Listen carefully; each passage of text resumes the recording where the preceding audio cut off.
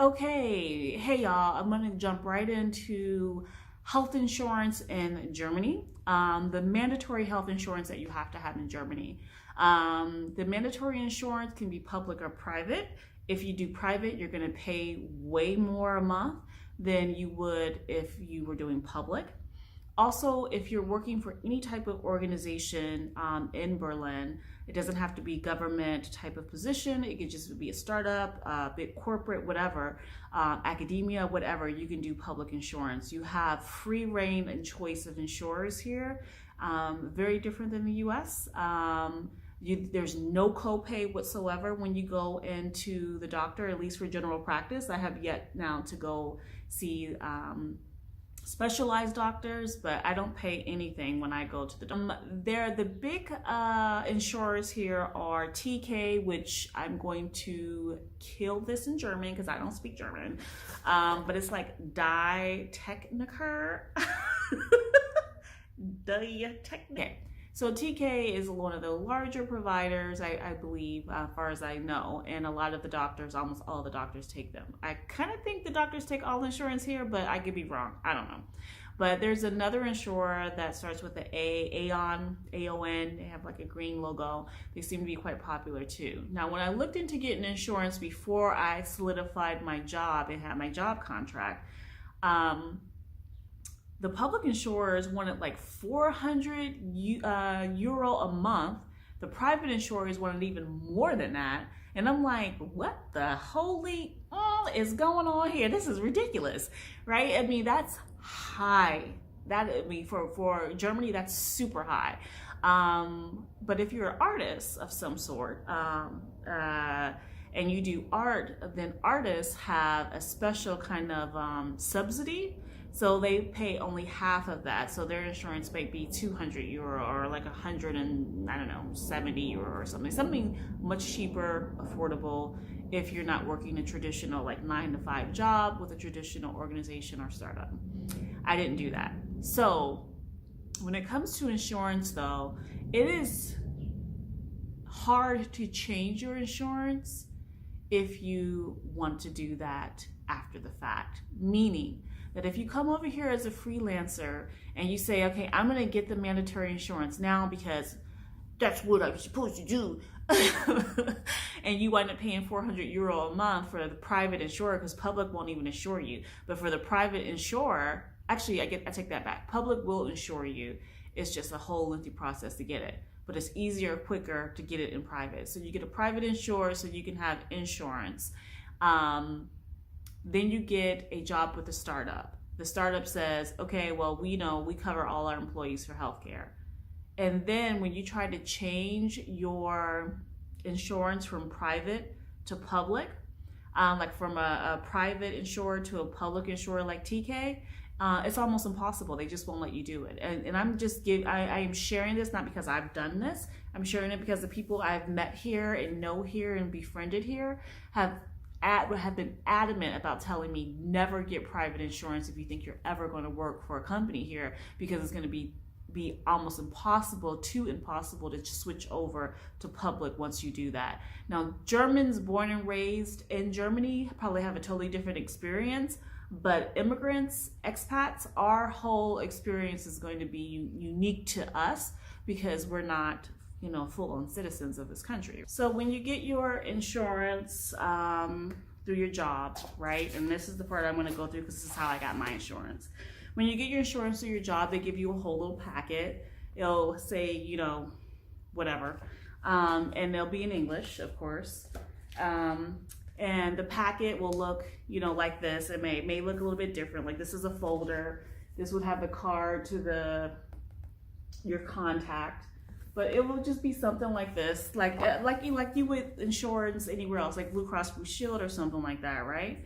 You do pay a monthly fee out of your salary towards that insurance. So just like in the States, there's a part of your money that you pay for insurance, and then the part that your employer covers for insurance. So you are paying for insurance here, but it's nowhere near 400 euro a month for one person. I mean, good Lord. After you sign up for your insurance, you'll get a letter like this.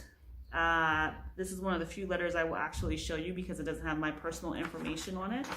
So you get a letter like this from TK saying, oh, welcome. We'll send you your insurance card and your social security card in the mail. So you better make sure that whoever the address you're using, it better be yours and your name is on the mailbox or else you will not get your mail. They'll send you your health insurance card. Your health insurance card it almost looks like a driver's license to me because it has all your personal information on it. It says TK there in the middle and your picture is on that card. If I can find a picture of this particular type of card that I can pull from the internet, I will, but if I can find one, I'll put it there. If not, I'm just going to explain it to you. So you have your insurance card. Your insurance here in Germany is valid the first day of your employment. So even if you don't get your card until a couple weeks later, you are technically still covered under insurance and can go to a doctor. One of the coworkers I had that happen to him.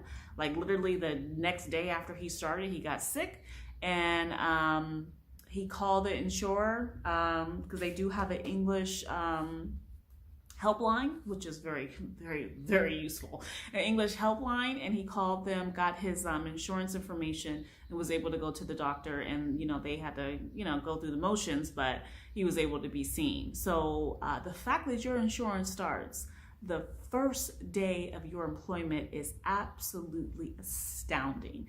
I mean, I had only one job in the US where that was the case, and that was so rare to even happen anywhere. But so that is a lovely thing. Prescriptions are interesting. Prescriptions are interesting because there are no over-the-counter drugs sold in stores here.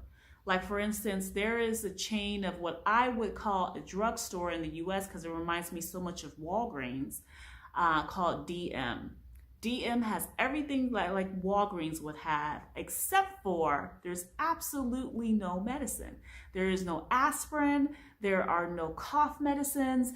There aren't even vitamins. Like they have no medicine whatsoever. Instead, throughout the entire country of Germany, and this is probably the same for the rest of EU because I saw this in Italy as well, there are pharmacies, and they're not called pharmacies here. They're called Apothek. I know I said it wrong, but I'll have the correct spelling underneath. Apothek. I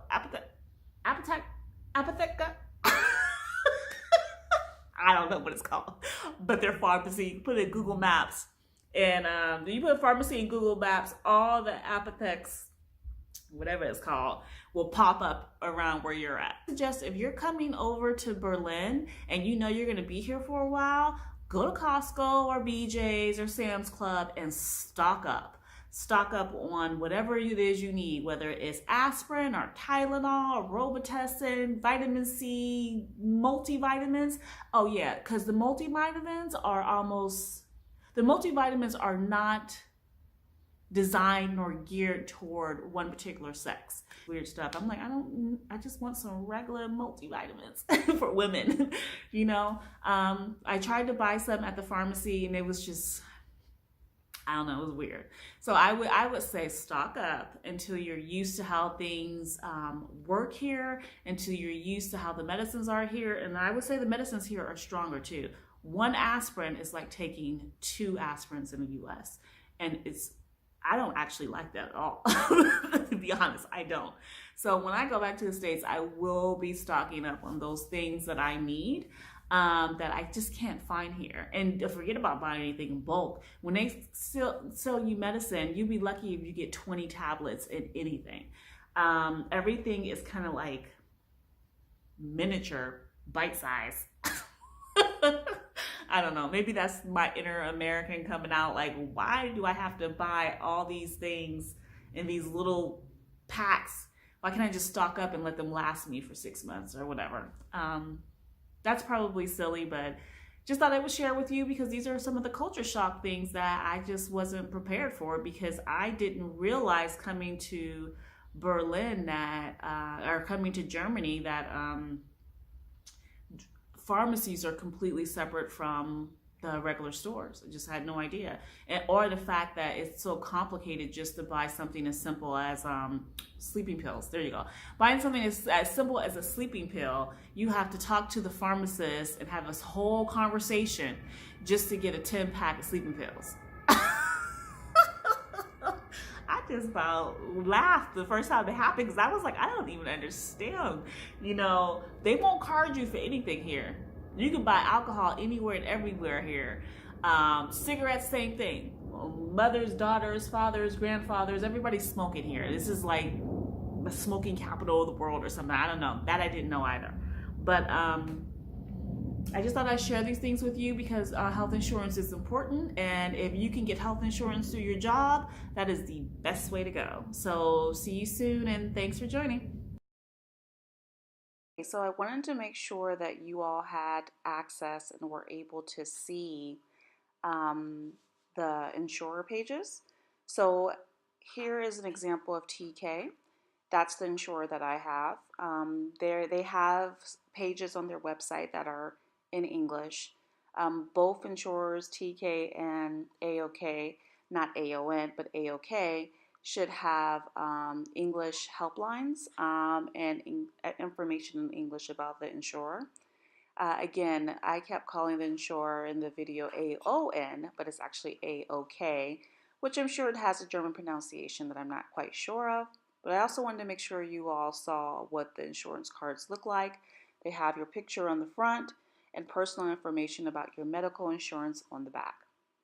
Hopefully this helps someone. Thanks.